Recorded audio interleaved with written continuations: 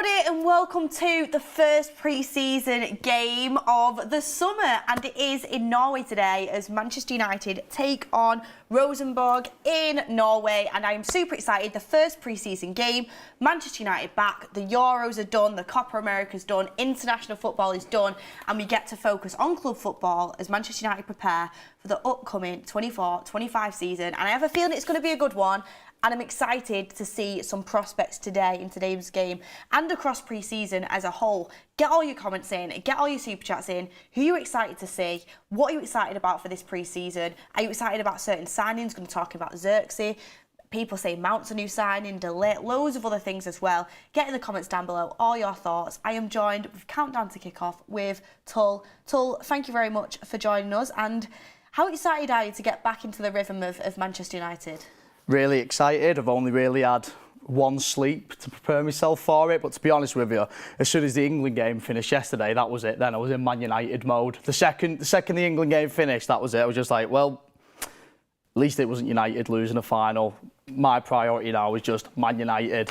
Obviously, this transfer window seems to fit. There's a different feel about this transfer window, and I'm a little bit cautious saying it because I feel like we've said it a lot in the previous seasons and you know, set ourselves up for failure, let ourselves down. But with this structure that Ineos have implemented, the way the club's going about business, it just feels more professional, I'd say. And it's getting me excited for the season, to be honest with you. Camboire going out for £10 million, like just little bits of business like that where you think, it's been a long time since Man United, or I don't even know if ever in my life I've seen Manchester United making smart pieces of business. Obviously things like the Xerxes deal, we're getting, what was it, 33 million pounds, something like that. It's around that region, isn't it? For the Xerxes deal. I think it's a touch more, but it was a good price. It's a very good price. But just United picking up on deals like that. I mean, when was the last time you go, wow, United have got a player for a good price, do you know what I mean? And the fact he's only on apparently, well, it's not only because obviously it's still expensive, but coming in on 90 grand a week isn't bad at all either, considering wages that we've given out beforehand. Yeah, exactly. We're just so used to getting ripped off. I mean, the breaking news of today's game, though, is that a lot of people are excited to see Harry Armas, but he's on the bench and Sam Murray starts at left back instead. Sam Murray is a great prospect, by the way. I've seen him in the academy and he looks really good. I think a lot of people keep bigging up Harry Armas, but Erik ten Hag will know when to play him and know how to integrate him. Trusted him with youth in the past, but ultimately, I mean, let's read out the starting 11 straight away so we can, you know, get people excited about it. So the starting 11 is Vitek in goal, really promising young goalkeeper. Then you've got Wan-Bissaka, Will Fish, Johnny Evans, Sam Murray, Casemiro, Hannibal Mejbri, Mason Mount, Ethan Williams, Marcus Rashford and Ethan Wheatley. Get in the comments down below who you're most excited to see. I know we saw a bit of Ethan Wheatley at the end of last season.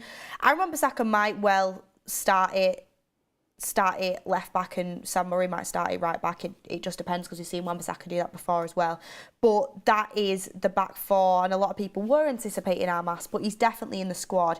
And the squad as a whole, I'll read it out. So you've got goalkeepers, Eli Harrison, Dermot Mee, Vitek as well. Midfielders, who's starting today. Midfielders, Casemiro, who captains today. Toby Collier, who a lot of people are really excited to see, just signed a new contract in Manchester United. Jack Fletcher, obviously Darren Fletcher's son. Hannibal, Samuel Mather, Mason Mount, James Scanlon, Ethan Williams, and then your forwards, you've got Ethan Ennis, Joe Hugo, Marcus Rashford and Ethan Wheatley. So loads of youth gone to that Norway game. You expect more players to be reintegrated into the squad at Edinburgh, you know, the likes of the Jadon Sanchos, the Onanas, the Maguires, all of them senior players. But yeah, I mean, today's game, are you excited to look at the youth, Tull? Yeah, because if you think back to last season, the pre-season, we got our first proper look at Kobbie Mainoo, and you could tell just from the pre-season games played before he got the injury, you could tell like this guy's going to play a lot of minutes this season, and hopefully we get to see that. Maybe we'll watch Wheatley or somebody like that who will go. He might get more game time than we originally anticipate this season. Obviously, it'll be a struggle because there's players coming in, so there isn't many spots up for grabs. But if some players impress on this pre-season tour, like Maine, who's shown last season, they will get a spot in the team throughout the season. So yeah, keeping an eye out on Wheatley. Amas, like we said, Amas was the first one I thought, because it's been a couple of years now where we've known about Harry Amas. He will get his game time, obviously, just not today. But yeah, Wheatley had a little. We'll probably come on at 45 minutes. In pre-season, usually do the 1-11 for 45 minutes, and you completely change, and then they completely change 11 for 45 minutes. So he's just in the second lot. Yeah, like it's like, for example, you want to be in the first lot because you're playing with, you know, the senior players, which the senior players in the starting 11 obviously would be Casemiro. You've got Wan-Bissaka, Johnny Evans. Hannibal, does he count as a senior player? I suppose so. Mason Mount and Marcus Rashford. So obviously Marcus Rashford's a big one. Like, you want to be playing in that 11 really, but still to get them second 45 minutes, which I assume he will get, I mean, will obviously be a lot for these players that are trying to establish themselves as part of the first team.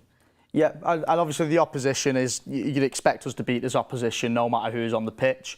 It's just going to be interesting. Going to be looking at the midfield really, which players are going to be the ones picking up the balls, moving the ball about. Yeah,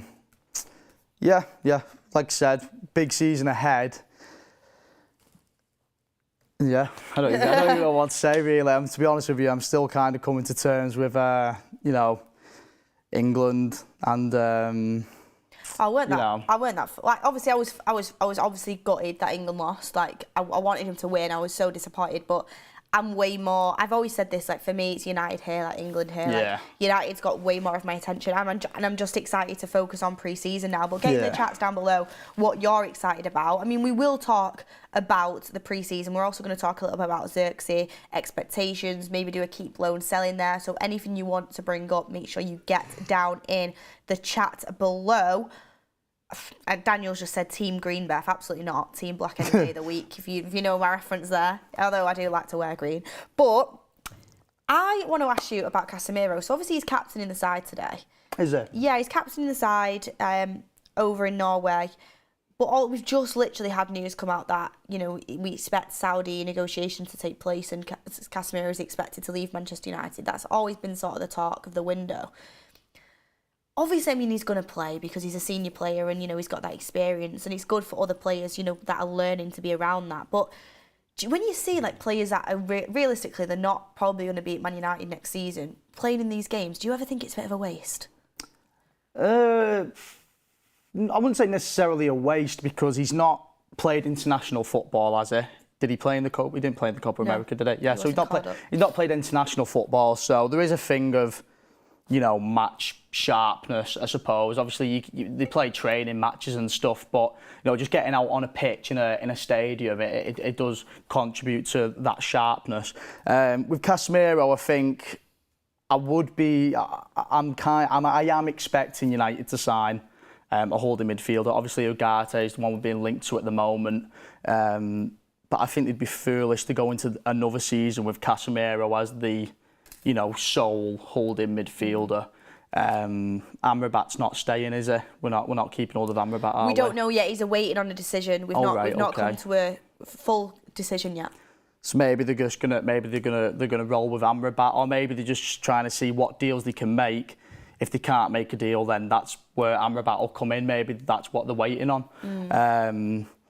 But yeah, I think after seeing Casemiro last season, there was a drastic drop-off, which it's alarming because we've seen it before with big names when, you know, once they get to this age, we've seen it happen a lot of times. So I don't think he's going to get any better, to be honest with you, Beth. Hopefully someone else comes in. He could, if he does stay, if Casemiro stays this season, he could, you know, have a role to play.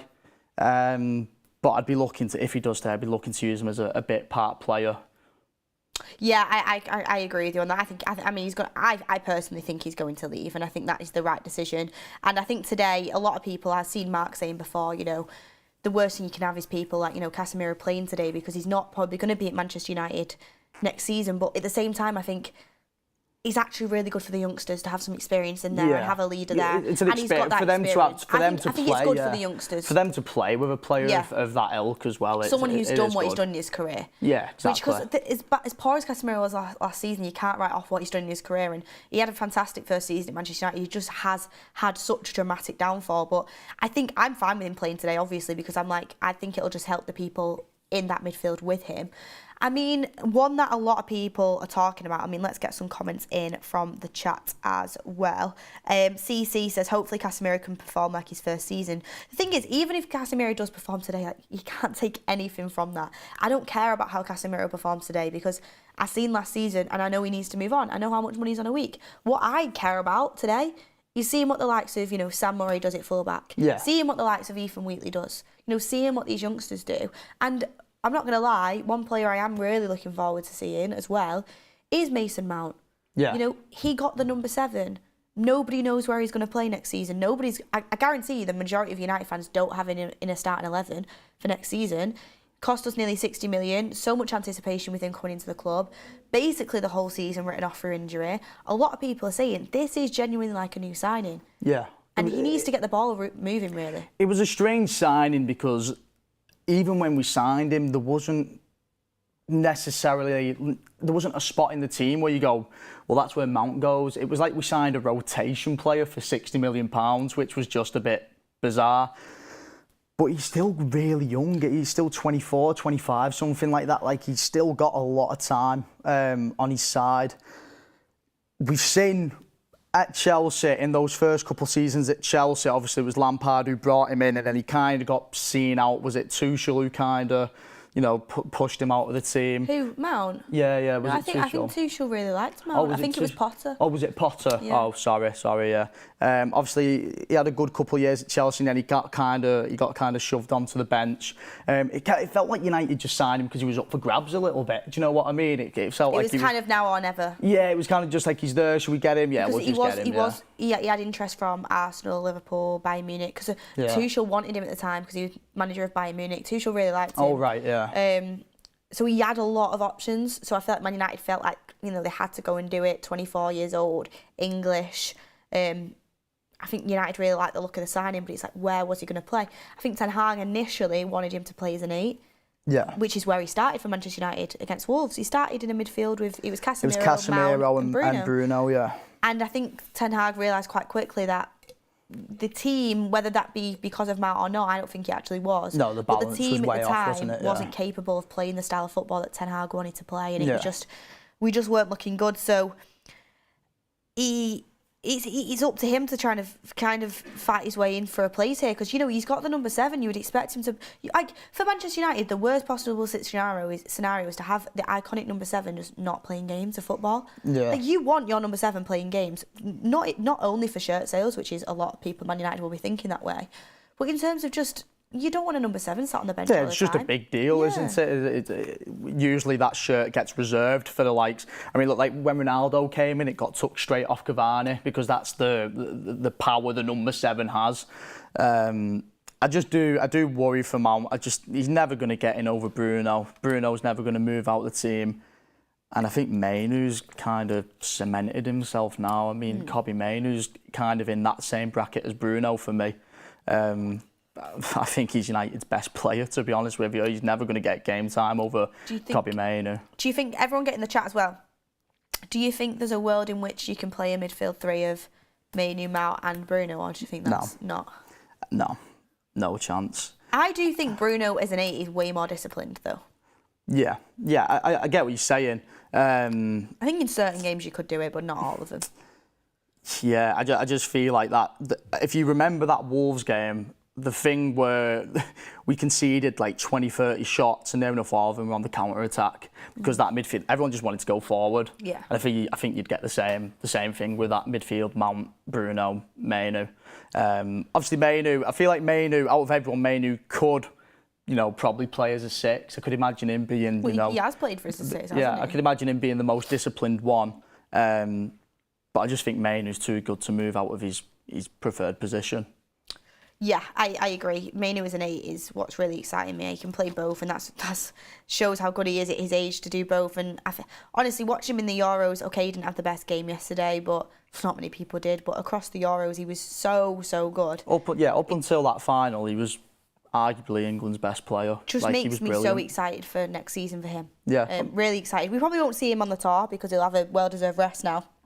But he's someone to definitely get excited about, and you really want to go into the market and buy him an ideal partner. Yeah, You want to go and buy him someone that's going to make him flourish, and that's what United need to do in this market. He will control games completely, but he was the best midfielder at the tournament for England. Compared to Rice, Bellingham and Foden, he was a level above all of them, by far. If you play Mainu, you've got a certainty that he'll get on the ball and he'll have an impact on the game. That's what I like the most about him. He'll never shy away from the ball. You know, some players, maybe like Scott McTominay, will get accused of it where, you know, games can kind of pass him by. You'll never see a game where Mainu hasn't had his say on the game. He will always have an impact on the game. What are your thoughts? Because I heard a couple of people say this last season, and a few people have been saying it recently as well. What would your thoughts be on playing Mason Mount off the right or off one of the flanks? Well, that's what I was kind of getting at with Bruno's spot cemented, Mainu's spot cemented. The only spot I can see Mount potentially getting in is on the right or left, or almost a bit like a system player. Like, you know how we changed the system against City in the final and we kind of played like a 4-4-2, which was like, you know, it was designed to press. That's like a scenario where I could see Mount getting in the team, where he's getting put in the team with a very specific job to do. He's getting put in the team with a very specific task. In terms of just an everyday or an every week game, like just a standard Premier League game at Old Trafford, I just really don't see where Mount's going to get in the team. But also, it's like, as much as I love Bruno, I think he's the best player in the team, and I think, Mainu, to be fair now, but I think Bruno's one of the most important players for us, and you feel like he'll never get dropped. But he also does need a bit of a rest sometimes. You are right about that. 100%. You need 2 players for each position, and Mount can do that. I do think we'll see a lot more of Mount next season. I'm excited for him. I don't see where he fits. Yeah. But I'm excited for him, and I just don't think you can have a number 7 that's constantly on the bench. Well, with Europa he has League to prove that. He's going to get Europa League time, 100,000,000%. He has to prove that for sure. Interesting. Raj says if Sancho stays, do you think he starts over Anthony? Yeah, I mean, but I don't know. It's weird. I'm not Ten Hag. I feel like Ten Hag likes Anthony. For me, yeah. But realistically, Sancho wasn't amazing for United anyway. But I'd say Sancho's got a much higher ceiling than Anthony. Matthew Frost says, who is the keeper? Who is the keeper? Is Mark doing the watch-along? Yes, Mark will be doing the watch-along after this show. And the keeper is Vitek. He's a promising young keeper for Manchester United. David Halliburton says, Beth, it's my birthday. Who are you looking forward to watching this pre-season? Well, first of all, happy birthday. Great to have your birthday in the summer months. Hopefully it's nice where you are. And who am I most looking forward to watch in the pre-season? I mean, for this game or in future games, because I'm excited to see Ahmad. He's not here today, but he will be in future pre-season games. Yeah. Really excited to see Ahmad. Excited to see Mount, just spoken about that. Excited to see quite a few of the youngsters as well. I think there's a lot of promising talent on this pre-season tour, hopefully. So. Ahmad's a really interesting one. I had a little feeling that we were almost looking to maybe move Ahmad on this season, just from the lack of game time. Was I don't want to say it is embarrassing, but it just didn't seem like he doesn't seem like a player where they have a plan for him going forward. I mean, looking back, the one I remember is like Sheffield United at home, where it seemed blatantly obvious that Ahmad's finally going to get a game, and he couldn't even start that game. And as the season went on, I thought, I don't think Ahmad's going to be around for much longer. So obviously, I want Ahmad to be here. I want Ahmad to start. I think he's quality. I just find it interesting. He's another one where it's like, how much does Ten Hag trust him? How much game time is he going to get? Because I think he's one of those players where, if you're giving game time, I think the ceiling that Ahmad's got is very, very high. From what obviously we've only seen little bits of him, but he has been at the club for his 4th season now. It's been quite a while. I think this is his 4th season. I think we signed him when he was like 18, did we not? Yeah, I think we're going into his 4th season now. So he's been here for a while. £40 million at the time. 22. Yeah. Yeah. So it wasn't actually 40 mil. It was like, I think it was something around 20, and then add-ons took it up to 40. Yeah. I don't know how many of them have been achieved, to be fair. Tyler says, Beth kicking off in Ramona while watching England. No. I was watching England and Ramona, but I weren't kicking off. I might have been ranting about the game, to be fair, to my friends. Interesting. Should have come and said hi if you're in Ramona as well. But yeah, anyone else that you want to talk about at all before we move on to some sort of signings? He's not here today, but Luke Shaw. Very impressed with. Oh, my throat's gone as well. My voice. I feel like I'm pushing my voice out with everything I've got. Luke Shaw impressed me last night. Really impressed me last night, especially in the first half. I think people forget how good Luke Shaw is because he's injured a lot. We really need him to stay fit this season. I can't remember the last time we had Luke Shaw for an entire season. It was probably when Solskjaer was the last time we had him fit for an entire season. But I don't think you'll get him fit for an entire season. Yeah, probably. Going off recent history, we're probably not. But the more games Luke Shaw plays, the better, because he really is a credit to United. He is one of United's best players. 100%. I tweeted out last night saying, you know, people keep hating on Luke Shaw, but he's an unbelievable left back. It's just a shame. He's brilliant. He's not fit enough. But, God, I can't. I'm so frustrated what happened to him against PSV, because that injury will stop him ever playing a full injury-free season. It's just, with the type of injury like that, it's so hard for him to be fit the maintenance season. Of that injury. So what I mean, so you've got to think Luke Shaw, like, you're lucky if you get 50% out of him across the season in terms of games, and that's why, as good as he is, of course, he's worth keeping around, because you want him there because he can play centre-back flawlessly as well. Yeah. You want him there for left-back, you want him there for centre-back, but you need somebody else to push him. You need somebody else who can play as well. So United have to go into the left-back market. And again, pre-season tour, United haven't yet launched for a left-back. You know, you've got full-backs there that are going to want to be proving their point, like young full-backs. So it's an opportunity for them as well to kind of get themselves in front of Ten Hag and show what they're about. A lot of people keep asking about Vitek. Vitek is, I think he's 20 years old, and he's from the youth setup, and he won the FA Youth Cup with Manchester United. Was he on the last pre-season tour? I think so. Because I do remember him. I think so. Yeah, I think that's where I've seen him, the last pre-season tour. He was playing in the FA Youth Cup, and I just looked it up here. It says that he played every single game for the FA Youth Cup when they won it, and I've seen him in the academy, and he looks quite good, to be fair. I think a lot of people speak quite highly of him, so it'll be nice to see him as well. I mean, do you remember we had, who is it that played? Kovar. He was on the last pre-season, so it might be him that you're thinking about. Yeah, maybe. Kovar, who obviously went on to Leverkusen and did really well in the Europa League games for them. Yeah. So, and we got a decent little fee for him. He might be the one. I might Leverkusen. be getting mixed up with him, actually, yeah. You know, not every single youth player as well is going to make it at United, and you've got to realise that. You want everyone to do well, but not every single player is going to make it. But what you want is what City have been doing, which we failed to do, is get good money for your youth talents that aren't going to quite make the first team. You know, City have been doing it for a long time. You can make up a lot in financial fair play off selling off academy players for a decent price, and United need to profit off that as well. Of course, you will get your Mainus, you'll get your Garnachos, and you know, a lot of people are bigging up Ethan Collier, and there's Harry Armases and people that think are going to be the next thing. You know, he's obviously not part of the tour, and he's suffered with a lot of injuries. He's quite young, but Shea Lacey's another one that people keep talking about. You're going to get players come through who eventually will be able to make it first team, but you're going to get players who you can also sell for a decent fee, and that's, you know, what United need to profit on as well, for sure. Well, I think Camp Wild was good business. Yeah, exactly. I think that was really good business. To get £10 million for him, that's really good business, that. Exactly, and that's something good that Ineos has brought into the club as well, because we've not had that before.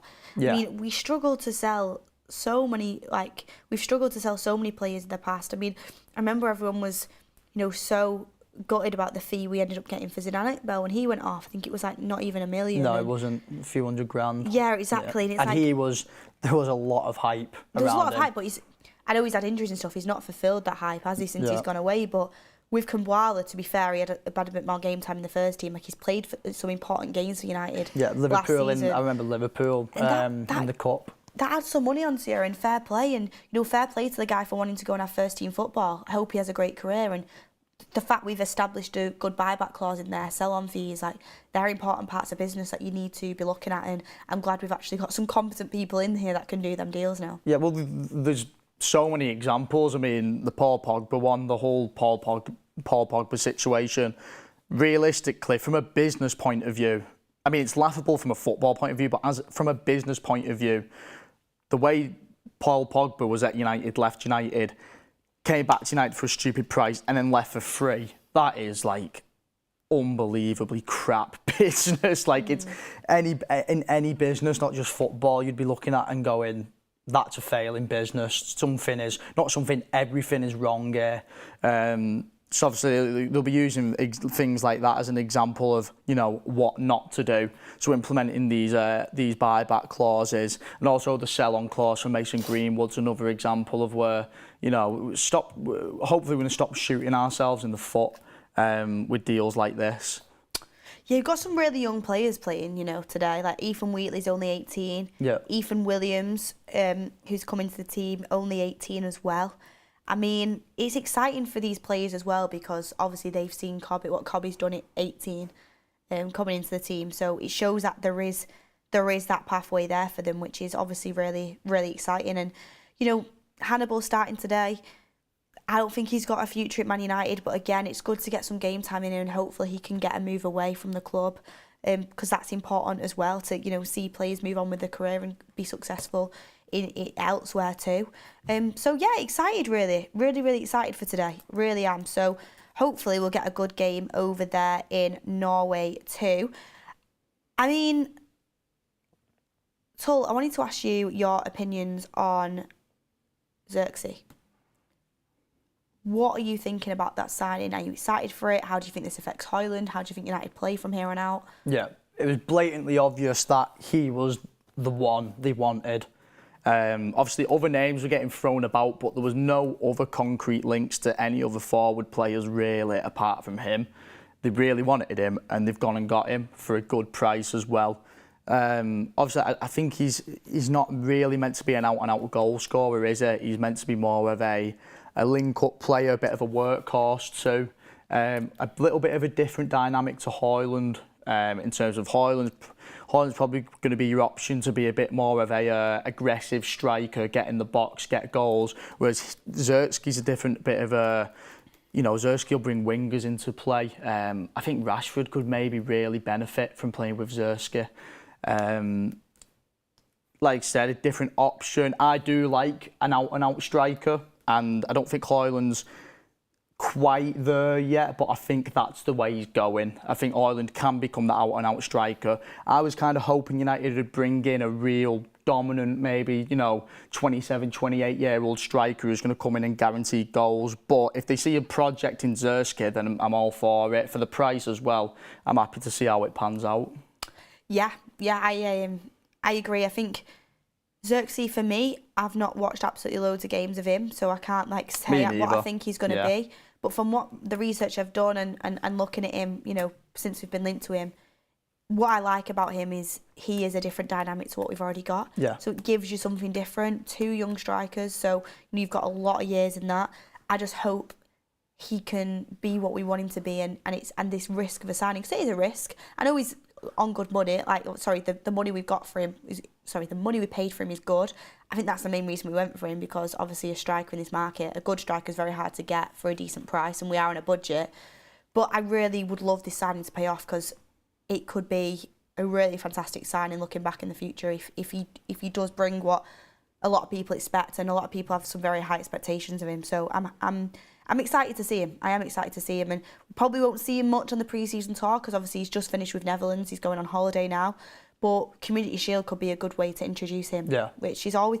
I'm glad we've got that Community Shield, because do you remember when Liverpool and City played in it, and you sort of seen the first glimpse of Darwin Núñez and Erling Haaland, and you get to see glimpses of your signings in a competitive game. So that isn't going to affect your Premier League because obviously the Premier League, that's down to business. It's just a nice way to start the season as well. I mean, if you go back 10 years ago, it was just a given that we started the season with a Community Shield. And when was the last time we played a Community Shield? Was it 2018 or something like that, probably? It's been a long time. It used to be, growing up for me, the Community Shield was a given every year. So it's nice to have the Community Shield to play, Yeah, so I'm excited to see Xerxes when we get to see him. But first signing, pretty happy with it, and happy with the price. And obviously for me, it's not, it's not as if you've brought in an Osimhen or something like that, but he's somebody to build with, and he's someone that Erik ten Hag wanted, and he offers you something different. So I think a lot of the players should be excited to play with someone like that, especially the Rashfords and the Garnachos who love to run in behind, love to play off a facilitating number 9. That's what Xerxes can bring you. Whereas, you know, everyone always says Rashford played his best football with Anthony Martial. Yeah. I'm not saying Xerxes Anthony Martial, but he had similar qualities where he could drop in deep, he could hold the ball up, he did like to facilitate the players around him. So let's see. Garnacho as well. Just those direct type of players will really benefit from him, I think. Thomas Morgan says Manchester United are interested in Rosenborg, 17-year-old midfielder. Well, is he playing today? That's my next question for you, Thomas, because we can have a little look at him if you are right on that. Joan Ellsborg says, will Ten Hag play a new formation next season? Thoughts? I doubt it. No, we'll play the same. I'm just asked, are we doing all the pre-season games? Mark will 100% be doing a watch-along for all the pre-season games, and there will be countdown to kick-offs for all the pre-season games. I will be heading to the American part of the tour, which I'm really excited about. I bet you can't wait for that. Can't wait for it. I think it's just... I feel like there's a really good atmosphere around United at the moment. Even though we had a poor season last season, we finished it on a high. We won that FA Cup. You know, Ten Hag's here to stay now. There's a good structure in place at the club. This transfer window genuinely does feel like it's so different and it's transformative, and we are doing business in a much better fashion. We're showing ambition, but we're making smart moves as well. So I just feel like there's a lot of positivity around United right now. They're just moving very professionally, which even is, with like we've the never Sancho seen situation, like I was literally about to mention the Sancho situation. You've not got that hanging over you. Okay, yeah, a lot of people still think he needs to go. Yeah. But you've not got that awkwardness now, and if he goes, great. If he doesn't, you know, he's part of the first team squad and he's not exiled anymore. Well, what they've done, they've not made him look expendable. So even if they are going to get rid of him, they'll probably get more money now, because he doesn't just look like a player that the clubs aren't going to come towards us thinking, oh, they just want to move him on, get rid of him. We can go in, we can lowball, basically. It doesn't look like that. So even if they are thinking, you know, we'll probably still move him on. They could move him on in January, but they'll probably get a better deal. Just a little bit as well on this. Our new goalkeeping coach has been confirmed. So Eric Ten Hag, but also Ineos mainly, have brought in now 3 new coaches for Eric Ten Hag. You've got the new goalkeeper coach. You have obviously René Harker, and you've got Ruud van Nistelrooy, which are obviously brilliant appointments. I just had a little bit of knowledge actually on surrounding the new goalkeeper coach that I wanted to bring in. Because obviously Onana had big mixed reviews last season, like started off really shaky, came pretty good in the new year. But the new goalkeeper coach, I don't want to say his name wrong, Rule. I think I need to find out how you say that one before I butcher his name. But he is regarded as a modern goalkeeper coach, having implemented sessions to aid the system desired by Company for passing out from the back. Burnley took the Championship by storm in his first season, playing an expansive brand of football, but struggled in the Premier League, albeit James Trafford emerged with reputations enhanced. So he was obviously part of Company's system when Burnley were playing really expansive football, playing out from the back in the Championship, and obviously didn't quite work in the Premier League, but it's exciting that we are actually bringing in new coaches to help Eric Ten Hag out, and we are backing Eric Ten Hag, and we are improving all areas of the first team in that sense. Yeah, everybody who's coming on board has got, you know, a CV behind them. Like Van Nistelrooy. I always thought, someone said to me the other day an interesting thing about Van Nistelrooy that I didn't think about. Do you think there's an element with Van Nistelrooy of kind of, you know, gearing up for, you know, if we start the season poorly, I don't think we will, but if we were to start the season poorly, and, you know, people are saying, you know, Ten Hag got given the contract extension, if we go and lose the first 5 games of the season, Ten Hag will probably... Yeah, we're not going to, but Ten Hag will probably be gone. Realistically, Van Nistelrooy would probably step in as caretaker, wouldn't he? He would, but I don't think that's what the intention is. Yeah. I don't think Ruud's come in with that in mind. I think Ten Hag wanted him, obviously. I think he gives Eric Ten Hag massive backing in the dressing room because obviously Ruud's played the game, as Matt played the game. And, you know, he's done more than all them United players for Manchester United. That's a big thing. So he that's gained a massive respect, thing. And it backs Eric Ten Hag in the dressing room. I don't think he's come in as, I can maybe steal Eric Ten Hag's job. And I don't think Ineos are thinking, he can be caretaker manager if we do sack Eric. I think they've brought him in to help Eric Ten Hag out and to be part of a team of course, down the line, if things do go wrong, he is someone who can step in, but I don't think that's how they're thinking. Yeah. And I don't know why, but with these appointments being made, like, through the coaching staff, I mean, obviously, the fact that we've employed that goalkeeper coach who is known for his expansive sort of football playing out from the back shows we are going to actually do that next season, because everyone thought we were going to do it with Onana, and we just ended up playing long ball. But with this goalkeeper coach, it's a signal of intent. We are playing that modern expansive football from the back. With Martinez fit as well, touch wood, obviously he's just won Copa America, had a brilliant tournament, and with De Ligt coming in, hopefully we are going to be able to do that. And I think it's just, I honestly don't know why I always do this in pre-season, but I have a really positive feeling about what Man United can do next season. And don't get me wrong, I'm not going to sit here and say we're going to win the league, but I really do think we can be a lot more competitive and play a lot better football too. I do. I think that FA Cup at the end of the season was massive. It gave you the sense that the players are behind the manager, I thought. Obviously, it just felt like a given at the time that Ten Hag was going to go regardless. That was what we were getting told at the time. Regardless of the result, Ten Hag's going to go. But the players didn't play like they didn't play like they were affected by that noise. They played like they were fully on board, wanted Ten Hag to be there next season. People like Martinez, Luke Shaw. We don't want to blame injuries too much, but these are real class players who missed an entire season. Obviously, we should have done better in the league, but obviously missing players like that, you're going to underperform. Martinez, like say Mount could feel like a new signing. Martinez is almost going to feel like a new signing, because we went the entire season without him after his first season being so promising. And when he did play last season, we looked like a completely better team. He's one player who, we're talking about like playing out from the back. He's one player in the back line who will pick the ball up and bang, play the ball straight into the striker's feet. So I do think we miss a dynamic in the team, just the style of play when Martinez isn't in there. Luke Shaw as well. I mean, how many times did we see Luke Shaw, when he is fit, pick up the ball on the left side and just one pass, put the ball in behind for a striker or Rashford to run onto? All these little dynamics, all these little things that add to the style of play that we missed last season. It could almost be like next season watching a completely new Man United, not even from players coming in, just players coming back from injury.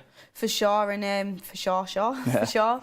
But exactly, so like Luke Shaw, good playing out from the back. Martin is good at playing out from the back. De Ligt as well. Dallow's good on the ball. And Arno will actually be able to play the way that we bought him to play, which will obviously help us progressing the ball at the pitch. But quickly, Marcus Rashford, what are you expecting from him this pre-season? Starts the first game, obviously, missed out on that England call-up. What do you expect from him? Expect him to look hungry. I'm more, obviously the pre-season, I expect him to still perform in the pre-season, but I'm waiting for, the season to start with the Community Shield in the Premier League, of course, but he's got to perform this season. He has to perform. If he doesn't perform this season, it could be the end of Marcus Rashford at Manchester United. I'm behind him. I want him to perform. Obviously, he's been at United for years, come from the academy, and I just for a business point of view as well, with the amount of money he's on, we really don't want another season like last season from Rashford. I think if Luke Shaw's fit, you'll see a much better Rashford. You'll see the Rashford of old if Luke Shaw's fit. And Zerski, I think Zerski could be a real big thing for Rashford. We talk about with Højlund being more of like an out-and-out forward. Even though Rashford plays out wide, he's more of a goal scorer than a winger. I know he didn't score many goals last season, but when he picks up the ball, he wants to go direct, straight for goal. Yeah, he's not. His first thought isn't to get the ball into the box. Like you said about him playing better with Anthony Martial, I think Anthony Martial's first thought when he used to get the ball was to look for Rashford or look who's out wide and play those players in. Like Greenwood at the time, Greenwood was a bit of the same thing, direct, pick the ball up and try and get into the box. And Anthony Martial was that player linking it up between Greenwood and Rashford. Zerski could come in and be that player. I think, like you said, it could be like having Martial, but as a workhorse, because Martial used to get accused of not doing his running and things like that. Whereas Zerski, that's a guarantee you'll get from Zerski. He's a workhorse. Yeah. He will run. Yeah. So if he can also bring the football as well, then it's happy days, and we could see a new Marcus Rashford next season. That's not necessarily a new Marcus Rashford, but a rejuvenated Marcus Rashford. Yeah, I mean, Rashford today obviously is a senior member of that squad, and obviously in the front line, definitely the senior player playing there. So I expect to see him with leadership qualities today, and hopefully, like you say, we see him refreshed, rejuvenated, and you want to see him on his best form. Of course you do. You want to see him firing again, and that's what you want to see from Rashford. But we've got Alan Casey saying, Beth, who would you sign? Definitely sign De Ligt. I really want to sign Yoro. Ugarte for me looks like a really good signing for the midfield, and I think we need a really good left back coming in as well, just to help Luke Shaw out, and then you're looking quite set, to be fair. Those three you mentioned, Ugarte, Yoro, De Ligt, if they can pull those three off, I'm pretty happy. Yeah. Left back's still a concern, but I feel like if they don't sign a left back... I still want Zalewski. Yeah. Remember him? Yeah, I remember him, yeah. There's been no talk about it or anything. Get me on the scouting mission. Yeah, I wonder if any clubs have been linked to him, because he looked good, didn't he? He was more of like a wing back though than a full back, wasn't he? Yeah, but he was good. But I feel like with the way we want to play next season, we'll see. We'll see. Well, we're not going to go for him. I think we've been linked to Gutierrez the most, Kirkez a little bit. Yeah, but if they don't sign a left back, then you probably see Aaron Wan-Bissaka stay on. We will sign a left back. Do you think? 100%, we have to. Romano has been saying since like February, we're going to definitely sign a left back. Right. He's going to be a young left back apparently that's quite cheap, but we'll see. We'll see how we go about it. There's talk about that guy from Turkey as well. I forget his name, but a lot of people talking about him too. So we'll see. But quickly, before we wrap up, I want to do a little bit of keep, loan, sell. Through some of the players in Manchester United, some of the fringe players, literally just say keep, loan or sell. Yep. And you guys can get involved in the chat as well. Apparently Ten Hag's looking very happy. Well, of course he's looking happy right now. The pressure's off a little bit. Yeah. You're in pre-season, you're chilling a bit.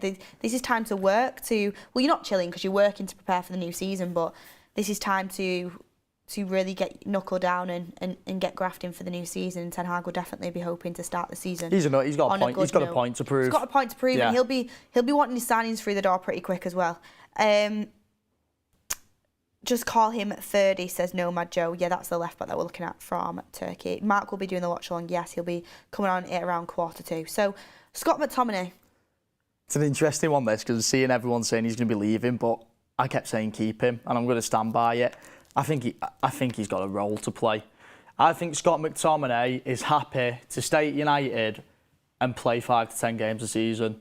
Plus Europa League, I mean, when you play Thursday, Sunday, you've got to rotate like the entire team for Europa League games sometimes. Scott McTominay does have a role to play at United.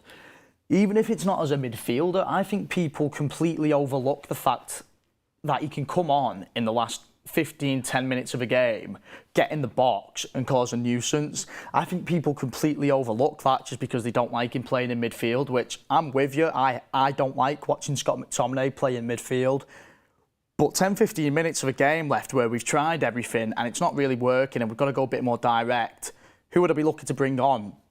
Straight away, I say Scott McTominay. He's like one of the first players I'd bring on in that situation. So, and I think, like I said, I think he's happy. I think he'd be happy to play 5, 10, 15 games a season and be a bit part player. I think he'd have no problem with that.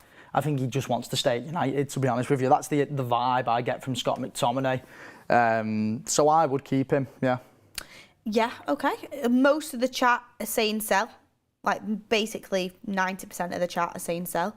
But I know a lot of people would share the same viewpoint as you on that one. Yeah, I just think he holds somewhat value where it's like... Well, you can get money for him for that value. Yeah, do you know what I mean? I suppose so. I suppose if there was a concrete offer to come in for 30 to 40 million pounds, then maybe you've got to look at that and go, well, yeah, maybe just cash in and take the money. But if the money that's coming in for him is like, you know, in the region of like 15, 20 million pounds, I'd probably say I think he holds that value being on the bench as a plan B. Ruud van Nistelrooy and Rennie Harker watching on of the United training before the game, which kicks off at 5 o'clock. Excited to watch that one. Okay, next one, I would say Maguire. If they bring Yoro and De Ligt in, if they bring both of them in, then sell. Because this is the time now where you can get some money back for Maguire. However, if only De Ligt comes in or only Euro comes in, then I'd keep him around this season. 'Cause obviously with Camboire going, I know Johnny Evans has signed an extra year, which by the way I'm happy about. I know some people weren't happy, but I'm buzzing Johnny Evans signed an extra year. I was pleading to give him an extra year. I love Johnny Evans. I think he's quality. I expect Johnny Evans to do this season what he was supposed to do last season, which is be a figure around the dressing room and fill in if, when needs must. Not have to play loads of games. He played more games last season than he was probably expected to. Sorry, it's super important to have someone as well who's actually won a Premier League. Yeah, exactly. He will play. He played for injury for Man United multiple times last season, whereas some people probably ducked it a little because we were doing poorly. Yeah. So he won trophies. He won cups at Leicester. He's a good example. He's a winner. He is a winner. To have just around the team. Like, people think he's saying that because he signed a 1 year deal, he's going to start every game. Of course not. He's a background player to come in when needs be. But I think Ten Hag, when he actually first brought him in, it was a really kind of good. It was sensible. It was actually He's a little bit of a player. masterstroke, really, because not in the sense of Johnny Evans is a masterstroke, but in the sense of that signing for what Ten Hag did it ended up being was crucial. A masterstroke because United couldn't afford to go and get another centre back at the time, even though we wanted him. We wanted Tadibo at the time, or even getting linked to Pavard as sort of a player that can play multiple positions. And I think Ten Hag thought, geez, what can I do here? And he had Johnny Evans training there, and he obviously saw how good he was and brought him in. So I thought that was great. Yeah. So I'm excited for. Not excited for Evans, but I'm happy that he signed a 1 year deal. I think it's sensible. It is sensible. I think it's a sensible thing to do. I don't like the narrative of, we're keeping Johnny Evans around. The standards are on the floor. He's won more trophies than most of the players in the squad. He's won more trophies than probably 70-80% of the players in the squad. I don't think it means the standards are in the floor. I just think it's a sensible decision to keep him on. Yeah, you need figures like that in the dressing room, especially with the likes of Varane and probably Casemiro going too. So Maguire was a sell. Yeah, I'd probably sell Maguire because I'd like to see De Ligt and Euro come in. I think we've seen everything from Maguire now. I don't think we're going to get any more from him. Do you know what I mean? I think, and realistically, I'd probably say Johnny Evans is a better player than him. Realistically. Last but not least, I had got more to go through, but we've run out of time. Last but not least, Wan-Bissaka. He's playing today. Again, it's a little bit of like, if we get a left back, then sell. If we're not going to sign a left back, then we probably should keep him. I think we could probably get some money by selling him though. And like I said, same as Maguire. I think we've seen everything we had to see from Wan-Bissaka. I don't think we're going to get any more from him. So, yeah, I'd probably move Wan-Bissaka on now. You move Wan-Bissaka on? Yeah, I just think what we've seen from Dalot last season was a lot more. He has a lot more to offer. Wan-Bissaka is awesome at that one job when he gets put on the pitch and he gets told to just nullify a winger. He's the best in the world. I'd even go as far as saying. But realistically, I don't think he's going to be happy staying at United to play 10 games a season. I agree, I'd sell and bring someone else in. He'd be an awesome tool to have on the bench. I'd bring a young right back in that's modern, looking for the future, looking ahead, like someone who can properly compete with Dalot. Yeah, I think what worried me about Wan-Bissaka really is, if you compare when we signed Dalot to when we signed Wan-Bissaka, since signing Dalot, there's been a clear progression he's improved and improvement. So much. Wan-Bissaka to me still feels like the same player he was at Palace. And I also feel like the areas he needs to improve, it's just not going to happen. It's just not his game, yeah. But that is all we've got time for. Last but not least, score prediction. I mean, it's hard. Honestly, it's just guesswork. I'll go with they'll probably concede. I'll go 3-1 United. I was going to go 3-1 United. Yeah, I think they'll concede one. We'll go a joint 3-1. But look, everyone, thank you so much for watching the stream. Are we waiting for Mark or are we... We're just... Okay, we're just going to end it and he's going to go live straight after. Amazing stuff. But look, everyone, get in the chat quickly before you go. First of all, what you've got to do for me, for the first pre-season game of the Manchester United pre-season tour, you have to hit a like on the video. And you've also got to leave a name in the chat. Who are you most excited to watch on this pre-season tour? We've also got CF Cash 10 saying, will any of you be in South Carolina for the Liverpool match? I will be, yes, thank you for that super chat. So I will be, if you want to DM me or something, do that. But look, everyone, All the comments are coming in. Hit a like. All the comments. I'm seeing a lot of Mounts. I'm seeing Wheatley's. I'm seeing Ethan Williams. I'm seeing a couple of people say Sancho, Collier. Loads of different players coming in. Enjoy the game. Football from Manchester United is back, and let's see some exciting talents get their time to shine. And let's see Erik ten Hag work some magic as well. Pre-season's here. Season will be here before you know it. First pre-season game. Join Mark straight after this show for the watch-along, and I will see you on the next one.